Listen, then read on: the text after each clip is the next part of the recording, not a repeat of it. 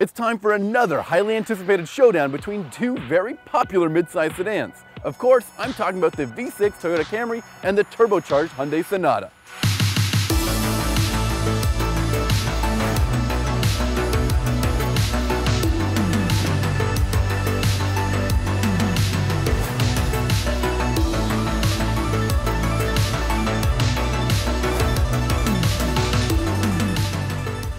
While crossovers are all the rage, people still buy midsize sedans, and they hold on to them for a really long time. How many sedan owners do you know with hundreds of thousands of miles on the odometer?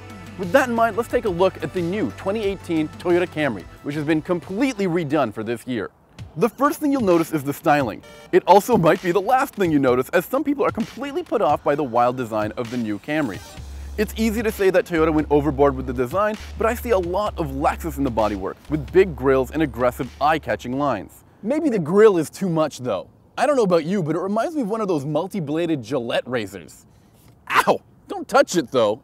Gillette, the best a man can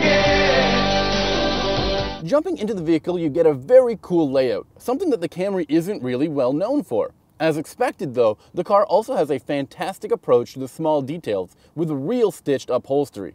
I can't give the car a completely glowing review though. I don't like the way they incorporated less luxurious materials in the vehicle, and Toyota still refuses to get on board with Android Auto and Apple CarPlay, which is pretty much a must-have in today's vehicles. The seats are also a bit aggressive, especially with these forward tilted headrests. And in the back seat, the armrest is really flimsy and sad. Like I said, these cars can live with a family for a really long time, and dealing with these little issues every day can lead to some serious frustrations over the lifetime of the vehicle. I also imagine buyers spending a lot of time in these cars, using them for commuting and road trip duty in addition to quick runs around town. And speaking of quick trips, the Camry can definitely make trips even quicker thanks to its 3.5-liter V6 engine that makes 301 horsepower and 267 pound-feet of torque.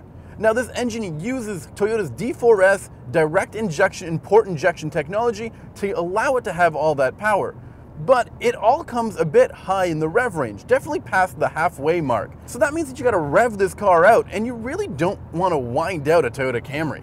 But while the engine is really smooth, the one thing that really gets me in the Toyota Camry is the transmission. It's a little unrefined and clumsy, and I can't believe I'm saying that about a Toyota drivetrain.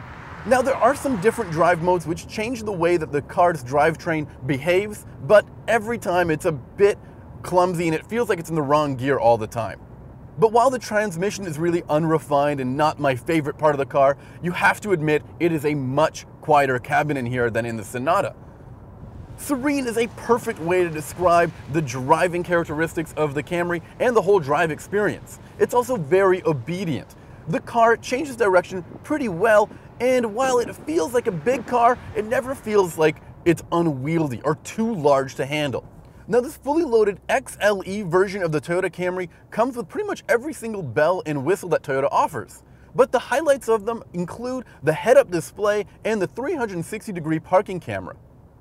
Of course, this car comes with adaptive cruise control, blind spot monitoring, rear cross traffic alert, and all sorts of other neato features. It also comes with the upgraded JBL branded sound system, which sounds really solid. I also have to give kudos to Toyota for updating their navigation system, which now looks and feels more modern than it ever did. I still wish it had Android Auto and Apple CarPlay compatibility, but I'll stop whining about that in a moment. And while this car has all of the neat driving assistance and safety aids, it doesn't have a lot going for it in terms of convenience features. It just has heated seats and dual zone automatic climate control. However, parents will probably like the ability to check on whether or not the seats in the back are buckled. And finally, this car comes in at around $38,000, and that's including all of the options and packages that our car has. Looking at the Sonata, you have a car that's far less polarizing or wild looking, although it's maybe not that eye-catching. I do like the grille, but I can't ignore that gap in the wheel well. It's all about stance, right? The interior is also more reserved and conservative. There's a more horizontal layout to the buttons, which isn't as stylish as the Camry, but it's easy to get accustomed to and understand what everything does very quickly. Both cars feature large 8-inch touchscreens with customizable home screens that are easy to use, but I do love the fact that the Sonata has Apple CarPlay and Android Auto. There are more convenience features in here as well, like vented seats and a heated steering wheel. There are also window shades in the back, which help provide a sort of executive, don't look at me vibe on cloudy days. While there's less secret storage, I do love the little ridge here to prop up my phone. It also allows me to use it as a teleprompter. Hashtag AutoGuide life hacks. And while we're talking about the rear seats, the Sonata is apparently down on legroom, but it doesn't feel like it once you're sitting back here. This car has more passenger volume in total, and there's more cargo space as well. And not to mention, this armrest, that's a solid armrest. As soon as you start driving the Sonata, you realize that there's a huge difference between this and the Camry. Now, under the hood is a turbocharged 2-liter 4-cylinder engine that makes 245 horsepower and 260 pound-feet of torque. Both of those numbers are down in comparison to the Toyota Camry, but it feels more punchy and responsive due to the instantly available torque down low. As a result, the car feels more eager to get going and more natural to drive. I think it's far easier to live with than the Toyota Camry, which you need to rev up and get going.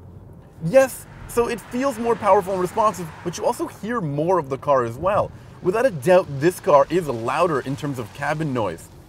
This car also uses an 8-speed automatic transmission, but it feels more refined and thought through in comparison to the Toyota Camrys. It never feels lost, and gear changes are nice and smooth. Now, both cars also feature the same combined fuel economy rating at 26 miles per gallon combined. There's a couple of different drive modes in here that help you tailor the driving experience to however you feel, including a really aggressive sport mode and a fuel-minded eco mode. There's also a very clever smart mode, which kind of adapts to the way that you drive.